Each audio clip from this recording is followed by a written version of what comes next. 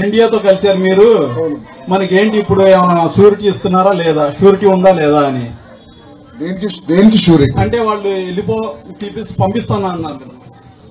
CA గురించా? CA గురించి ఏంటంటేనండి, యాక్చువల్ గా మేమందరం కూడా తెలుగుదేశం అభిమానులు. అవును.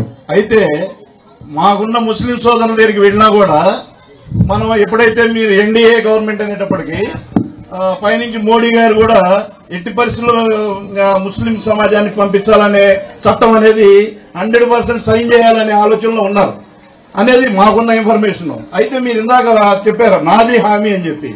అయితే మా ముస్లిం సోదరులందరికీ కూడా ఏంటంటే ఆ భయం ఉందండి 100%. ఎన్డీఏ ఎప్పుడైతే మీతో కలిసిందో, ఎందుకంటే మేము మా సోదరుల దగ్గరికి వెళ్ళినప్పుడు మనం ఎలా ఆ పార్టీని మనం కోఆపరేట్ చేస్తాము, మనం ఎలా ఓట్లు వేస్తాము, మరి మనకేంటి అసలు ఇప్పుడు ముస్లిం సోదరులు ఉన్న ఇండియా పరంగా ఉన్నటువంటి మనమంతా కూడా ఎలా ముందుకెళ్ళాలి అనేది బాగా కన్ఫ్యూజన్ ఉంది సార్. దయచేసి మీరే కాదు, తెలుగుదేశం పార్టీ, అట్లాగే భారతీయ జనతా పార్టీ, జనసేన పార్టీ, మీరందరూ కూడా ఒక వేదిక మీద ఈ మన ముస్లింస్ అందరికి కూడా ఒక మంచి హామీని కనుక మీరు ఇవ్వగలిగితే మేము ధైర్యంగా వెళ్లి మన తెలుగుదేశం పార్టీని 100% చంద్రబాబు నాయుడు గారిని సీఎం చేసేదాకా మేము ముందుకు వస్తాం. అన్న ఇంకోటి హచ్కోట అన్న, అవును, వాళ్ళు కొద్దిగా ఇంక్రీజ్ చేస్తే బాగుంటుందని. ఇప్పుడు అది కూడా చెప్తా. అదే హౌస్ కూడా పెండింగ్ లో ఉందన్న.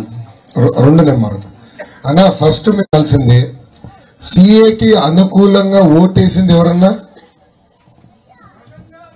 వైకాపా ఎంపీలో మీకు వీడియో పెడతా. ఇప్పుడు నెల్లూరు ఎంపీగా నిలబడుతున్నారు విజయసాయి రెడ్డి గారిని, పిల్లిగడ్డం.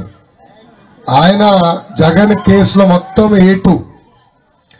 ఆయన ఏంటంటే రాజ్యసభలో మాట్లాడుతూ సంపూర్ణ మద్దతు మేము తెలుపుతున్నాం అని చెప్పాడు.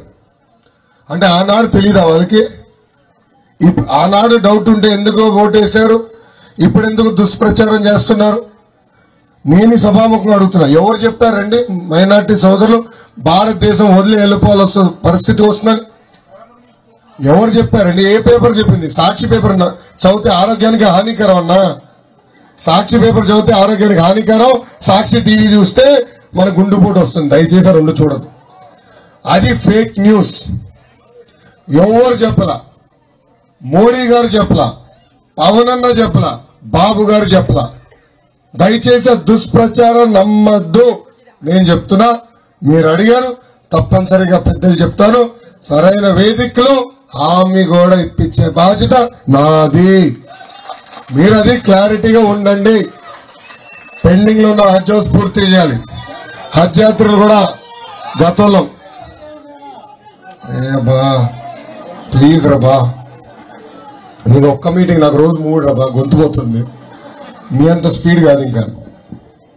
అలా హజ్ యాత్రికులు కూడా కోటా పెంచాలి, సబ్సిడీ కూడా ఇవ్వాల్సిన అవసరం ఉంది. అదొక పద్ధతి ప్రకారం రాట్లా. గతంలో ఏ విధానం అయితే మేము అమలు చేశామో ఆ విధానం తీసుకొచ్చే బాధ్యత మేము తీసుకుంటాం.